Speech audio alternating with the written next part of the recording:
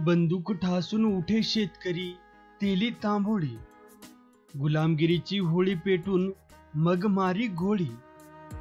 लोकशाहीर साहित्य सम्राट अण्णाभाऊ साठे यांची धुंद ही कादंबरी आज आपण बघणार आहोत. अंधार सर्वत्र दाटला होता, त्यानं सारी सृष्टी झाकली होती. त्या अंधारात सह्याद्री अचल उभा होता. उलट त्याची भव्यता नि गंभीरता अधिकच वाढली होती. तो महाराष्ट्रांचा लाल, देशभक्तांचा कैवारी, बंडवाल्याचा पाठीराखा जागा होता नि त्याची डोंगरी दुनिया त्याच्या कुशीत निवांत निद्रा घेत होती. महाराष्ट्राची अस्मिता आबाद राहावी म्हणून तो गिरिराजा 27 गड मस्तकावर घेऊन आज शतकानुशतके उभा आहे. तसाच आजही तो उभा होता आणि पूर्वी जसा त्याच्या पठारावर महाराष्ट्राचा इतिहास घडला, तसाच एक नवा इतिहास आज घडत होता. डोंगरावरून एक मोठा ओघळ सरळ खाली आला होता नि तळवटावर येऊन तो नागमोडी वळण घेत घेत पूर्वेला गेला होता. त्यानं 1.5 मैलावर जाऊन धनगरवाडीला अगदी घासून वळसा दिला होता. त्याच्या दुतर्फा झाडाझुडपांनी गर्दी केली होती. रानवेली, घाणेरी, चिल्लार यांनी तो ओघळ पार झाकला होता. सर्वत्र निशब्दता नांदत होती. हुकाचू होत नव्हते. फक्त रातकिडे जीव लावून चमकत होते. दूर कुठेतरी मध्येच एखादं खुळं पाखरू कसला तरी आवाज काढून पुन्हा गडप होत होते. वातावरण भेसूर झालं होतं. क्षणोक्षणी ते अधिकच भेसूरता धारण करीत होते. एक प्रचंड आकृती उतरून त्या ओघळानं पूर्वेकडे निघाली होती. तो धिप्पाड देह प्रत्येक पाऊल दमदार टाकीत होता. मध्येच थपकून दूरचा कानोसा घेत होता नि मग पुन्हा पाऊल उचलीत होता. त्याच्या रुंद छातीवर काडतुसाची माळ होती. डाव्या खांद्याला बंदूक होती नि त्यानं पटका बांधून त्यावरून घोंगड्याची खोळ घेतली होती. त्याच्या अंगात पांढरी पैरण होती. त्यानं उपरण्यानं कंबर बांधली होती नि पिवळी पंजी नेसून पायात उंच टाचाचं धनगरी पायतान घातलं होतं. तो तेलीच होता, पण जसा वाघ दबा धरून खांद्यावर चाल करतो तसा तो एका प्रकारे चालत निघाला होता. त्याच्या डोळ्यात वाघाचा कोप उसळत होता. तो एकाएकी घरकन वळून डोंगराकडे नजर टाकीत होता. मध्येच तो मटकन बसून दूर पाहत होता. आपण कुठे आहोत याचा अदमास घेत होता नि पुन्हा उठून चालत होता. धनगरवाडी जवळ आली. दिवे दिसू लागले. माणसाचे शब्द ऐकू येऊ लागले. ती जेवण वेळ होती. घरोघर माणसं जेवत होती. चोरांची चाहूल घेणारी धनगराची बिलंदर कुत्री आता भाकरीची चाहूल घेत होती. तो थांबला. त्यानं गळ्यातील काडतुसाची माळ सरळ केली. एक निश्वास टाकला.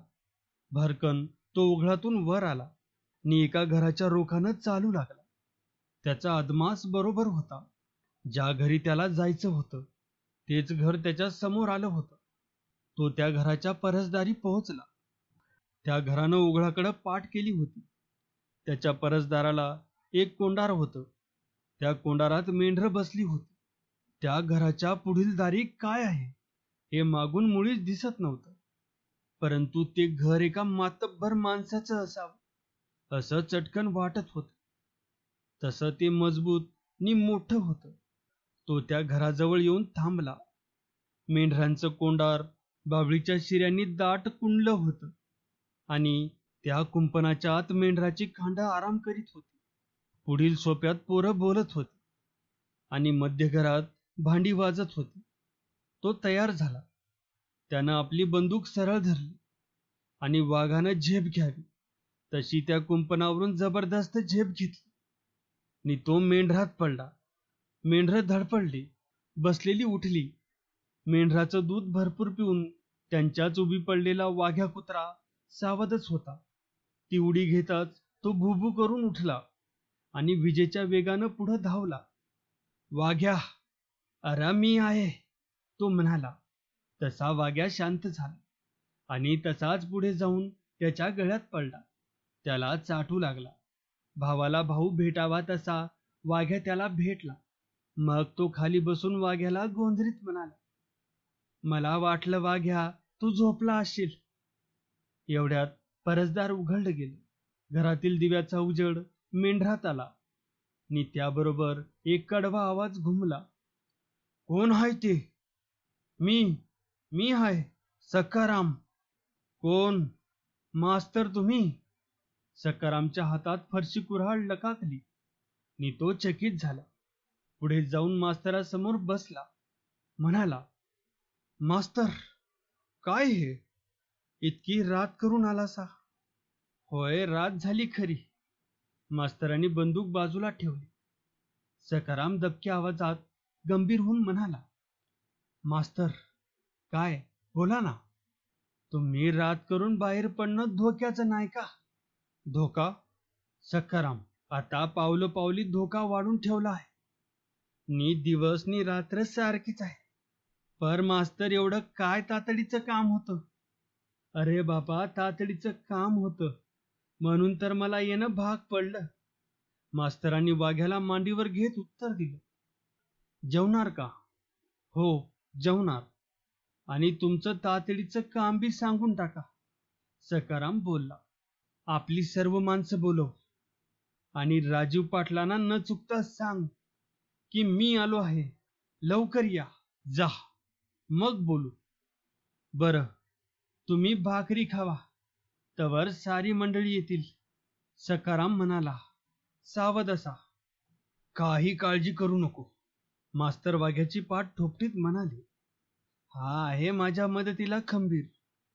सखाराम कुऱ्हाड घेऊन उठला आणि घरात गेला.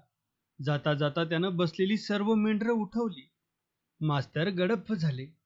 सखाराम गेला आणि मास्तर एकटेच मेंढरात बसले. त्यांच्या पुढं अनेक प्रसंग साकार झाले. ते विचार करू लागले. ते 42 साल सरकत होतं. ते दिवस भारतीय जनतेच्या जीवनात अभूतपूर्व असे होते. सर्व भारत आपल्या स्वातंत्र्यासाठी जीवाची पर्वा न करता लढत होता. त्यानं सर्वस्व पणाला लावलं होतं आणि साक्षात मृत्यूवर तो धडक घेत होता.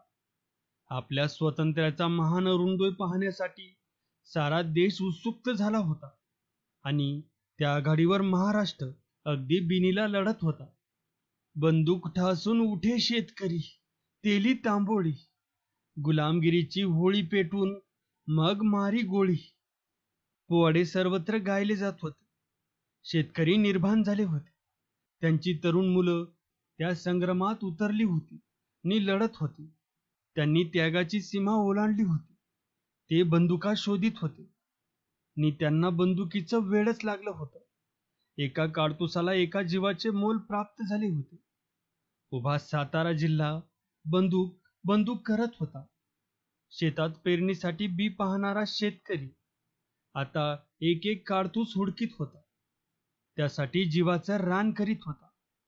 गोव्यापासून मुंबईपर्यंत त्याची दौड सुरू होती आणि साताऱ्यात तर मातीचा कण न कण जागृत झाला होता.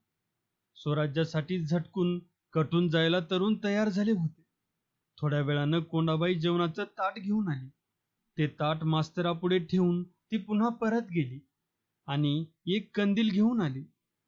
त्याची वात मंद करून ती मास्तरापुढे बसली आणि त्या मंद प्रकाशात मास्तर जेवू लागला. त्यांनी विचारले, काय कोंडाबाई, बरं आहे ना? हो, बरं आहे की. कोंडा ही सखारामची थोरली लेक होती. ती आज वयात आली होती. ती रंगानं सावळी होती, पण नाकी डोळी तरतरीत होती. तिचे डोळे पाणीदार होते आणि चेहरा तर खुडून घ्यावा असा होता. ती उभार देहाची तरणी पोरगी मास्तरांना देव मानित होती. त्यांच्याविषयीचा अपार आदर तिच्या हृदयात बसत होता. ती आता तारुण्याच्या अंगणात उभी होती आणि तिला नियमित रेखीव निवतीव घडवल्यामुळं तिला पाहणारीची दृष्टच लागत होती. मग काय कोंडाबाई, तुझ्या लग्नाचं काय ठरलं? मास्तरांनी जेवता जेवता विचारले. तशी ती लाजली, तोंडाला पदर लावून हसली. म्हणाली, मी काय सांगू. तिच्या उभार देहाचा मुरठा झाला. स्पर्श होताच मुरठा होणाऱ्या लाजाळूप्रमाणे ती मुरडली आणि हसत राहिली. लग्नाचं नाव काढताच इतकं लाजायचं कारण नाही. मास्तर हसत म्हणाले, तू लग्नाचं नाव ऐकताच इतकी हसतेस का? मग काय रडत बसू. ती मोठ्यानं हसली. म्हणाली, तुमच्या मागे इतक्या पिढ्या लागल्यात, तरी तुम्हासनी माझ्या लग्नाचा विचार कसा सुचतो? हे पहा कोंडाबाई, मास्तर म्हणाले, माझ्या मागे आणखी एवढ्याच पिढ्या लागल्या तरी मी तुझ्या लग्नाचा विचार सोडणार नाही. अगं नको म्हणून का लग्न टळत असतं? आणि मग ती दोघं मोठ्यानं हसली. कोंडाबाईला मास्तर देवासारखे वाटत होते. मास्तर जे बोलतील ते ती मानित होती. त्यांचं खडतर जीवन, त्यांची ती झुंज यानं ती दिपली होती. त्यांच्या त्या संकटकाळी मदत करावी, त्यांना सुख द्यावं असं तिला वाटत होतं. आणि म्हणूनच ते आले की त्यांच्या सेवेत ती सुख मानित होती. अगदी तन्मय होऊन जात होती. तिची झोप उडत होती. आपणही आपल्या देशासाठी काहीतरी करावं असं तिला वाटत होतं. ते ती आपल्या वडिलाकडून शिकली होती. देशासाठी देह कष्टवणारे मास्तर तिला देवासारखे वाटत होते. मास्तराचं जेवण झालं. त्यांनी पाणी पिऊन ढेकर दिला. मग तो वाघासारखा वाघ्या कुत्रा त्यांच्या मांडीवर लोळू लागला. त्याला आनंद झाला होता. वाघ्या खरंच वाघासारखा होता. त्याचा रंग काळा पिवळा होता. त्याच्या अंगावरचे केस लांब होते, कान मात्र लांब नि लोंबकळते होते. त्याचा जबडा रुंद होता नि डोळे लाल तंगर होते. त्याचा भक्कम देह नि तो रागीट चेहरा पाहिला की पाहणाऱ्याला भीतीच वाटत होती. मास्तर, हे असं किती दिवस चालायचं? कोंडानं विचारलं. कशाबद्दल म्हणतेस? मास्तरांनी विचारलं. नव, हे असं मेंढरात बसून तुम्ही किती दिवस जेवणार? कोंडाबाई बोलली. जोपर्यंत ही झुंज संपत नाही तोपर्यंत. मास्तर उत्तरले. ही झुंज कधी संपणार? ती गंभीर झाली. ते आता सांगता येणार नाही, मास्तर म्हणाले. ती उठली, ताट घेऊन निघाली. तिला मास्तर म्हणाले, कोंडाबाई थांब. का? आता तुझी भेट लवकर होणार नाही. मग काय करू? मी मोकळा होईपर्यंत तू लग्न करू नकोस. मला समजलं नाही. ती लाजली. तुझ्यावर मी 5 तांदूळ टाकावे अशी माझी फार इच्छा आहे, मास्तर म्हणाले. मग तसंच होईल. ती चालू लागली. ती घरात गेली आणि वाघ्या धडपडून उठला आणि भुंकू लागला. त्याला कसली तरी चाहू लागली होती. मास्तर दूचित झाले. चौफेर पाहू लागले. कोंडाबाई परसदारी आली. तिलाही धक्का बसला. ती कानोसा घेऊ लागली. वाघ्याचा भरदार आवाज घुमत होता. त्यानं गाव हादरत होता. तो सखाराम आला. म्हणाला, मास्तर, घात झाला. काय झालं? पोलिसांनी गाव वेढला. काय म्हणतोस? मास्तर चमकले. अगदी खरं आहे मास्तर. किती पोलीस आहेत? मास्तरांनी विचारले. सांगता येत नाही, सखाराम म्हणाला. मास्तर, गावाला येडा पडलाय. मग मी काय करू? तुम्ही जागा सोडू नका आणि जो कोणी मोर येईल त्याला दणका, सखाराम बोलला. पण तुला त्रास होईल, मास्तर म्हणाले. मास्तर, असं का बोलता? सखारामचं मन दुखावलं. तो तीक्ष्ण स्वरात म्हणाला, तुम्ही या गावात दळलाय हे समजल्यावर साऱ्या गावाला त्रास होणार काय? मग माझी कोण कथा? खरं आहे तुझं. माझी चूक झाली. मास्तर दिलगीर झाले. नंतर सखाराम तिथं थांबला नाही. भरकन बाहेर गेला. गाव वेढला आहे हे ऐकून कोंडाबाई भिंतीला पाठ लावून शांत उभी होती. नि आता काय होणार याचा विचार करीत होती. उंच उंच झाडाच्या गर्दीत ती धनगरवाडी वसली होती. तिथं धनगराची मोठी वस्ती होती, म्हणून तिला धनगरवाडी हे नाव दिलं होतं. 2 घरं बाबणाची, 2 वाण्याची, 1 रामुशाचं, 4 महारांची, 2 घरं मांगाची, 1 मुलाण्याचं आणि बाकी सर्व धनगरांची, अशी त्या गावची रचना झाली होती. प्रत्येक धनगराकडं 2 खंडी 4 खंडी मेंढरं होती. मेंढरं हे त्यांच्या जगण्याचं साधन होतं. ती मेंढराची खांड म्हणजे त्यांचा चालता फिरता मळाच होता. मेंढरणी लोकर यावर त्यांची उपजीविका चालत होती. सकाळी सूर्योदय झाला की धनगर उठत नि वागरा पाडून मेंढरांना उठवीत आणि रानात निघत. प्रत्येक धनगराकडं 5-6 कुत्री असत. ती मोठी मोठी कुत्री मेंढराबरोबर झेपा घेत. मेंढराची राखण करणं एवढंच त्यांचं काम होतं. नि ती कुत्री इमानानं पार पाडीत. आणि दिवस बुडाला की धनगर आपापली मेंढरं घेऊन गावात येत होते. सर्व मेंढरं एकाच वेळी ओरडत. त्यांच्या ब्या अशा गोंगाटानं गावाचे कान बंद होत होते. मग हळूच मेंढरं शांत होत होती आणि जेवण झाली की धनगर ढोल काढीत, टिप्पीला लावीत आणि मग त्यांचा गजी सुरू होई. नाहीतर या बिसगा देवाचं ग सुमरान मांडिल या ओवीनं त्यांच्या सुमरानाला प्रारंभ होई. त्यांच्या ढोलाचा ढबव असा नाद 2 मैलावर घुमत राही. ढोल, कवताळ, अलगूज यांच्या नादानं वातावरण धुंद होई. अशा त्या धनगरवाडीत मास्तरांनी चैतन्य निर्माण केलं होतं.